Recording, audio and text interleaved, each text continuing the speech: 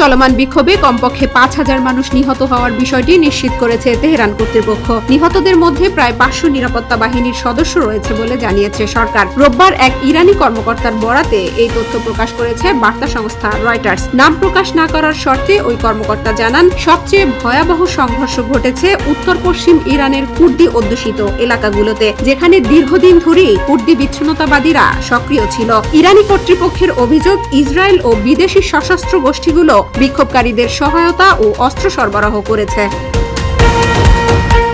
Greenland অধিগ্রহণের বিরোধিতা করায় ইউরোপের 8টি মিত্র দেশের ওপর শুল্ক আরোপের হুমকিকে ব্ল্যাকমেইল আখ্যা দিয়ে তীব্র নিন্দা জানিয়েছে ইউরোপের প্রধান দেশগুলো। মার্কিন প্রেসিডেন্ট ডোনাল্ড ট্রাম্পের এই ঘোষণার পর রোববার জরুরি বৈঠকে বসে ইউরোপীয় ইউনিয়ন। এক যৌথ বিবৃতিতে ইউরোপের 8 দেশ জানায়, এই শুল্ক হুমকি ট্রান্স আটলান্টিক সম্পর্ককে ক্ষতিগ্রস্ত করছে ও বিপজ্জনক উত্তেজনা তৈরি করছে। আমেরিকার রপ্তানি পণ্যে পাল্টা শুল্ক সহ কঠোর অর্থনৈতিক ব্যবস্থা নেয়ার প্রস্তাব দিয়েছেন ইউরোপীয় ইউনিয়নের সদস্য দেশের সরকার ও রাষ্ট্রপ্রধানরা।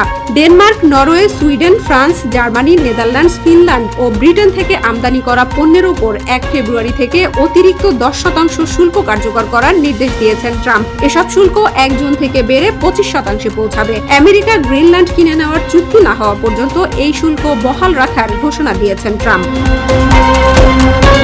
পাকিস্তানের করাচি শহরের অন্যতম ব্যস্ত বাণিজ্যিক এলাকা এম.এ. জিন্না রোডে অবস্থিত গুল প্লাজা শপিং মলে ভয়াবহ অগ্নিকাণ্ডে অন্তত 6 জন নিহত হয়েছেন। শনিবার গভীর রাতে শুরু হওয়া ওই আগুন রোববার দুপুরে পুরোপুরি নিয়ন্ত্রণে আসে। ফায়ার সার্ভিসের কর্মকর্তারা জানান, ঘন ধোঁয়ায় দম বন্ধ হয়েই অধিকাংশ প্রাণহানি ঘটেছে। দগ্ধ অন্তত 20 জনকে করাচির সিভিল হাসপাতালে ভর্তি করা হয়েছে, যাদের মধ্যে কয়েকজনের অবস্থা আশঙ্কাজনক। করাচির মেয়র জানান, আগুন নেভাতে গিয়ে একজন উদ্ধারকর্মীও নিহত হয়েছেন। প্রাথমিকভাবে শর্ট সার্কিট থেকেই আগুনের সূত্রপাত হয় বলে ধারণা করা হচ্ছে।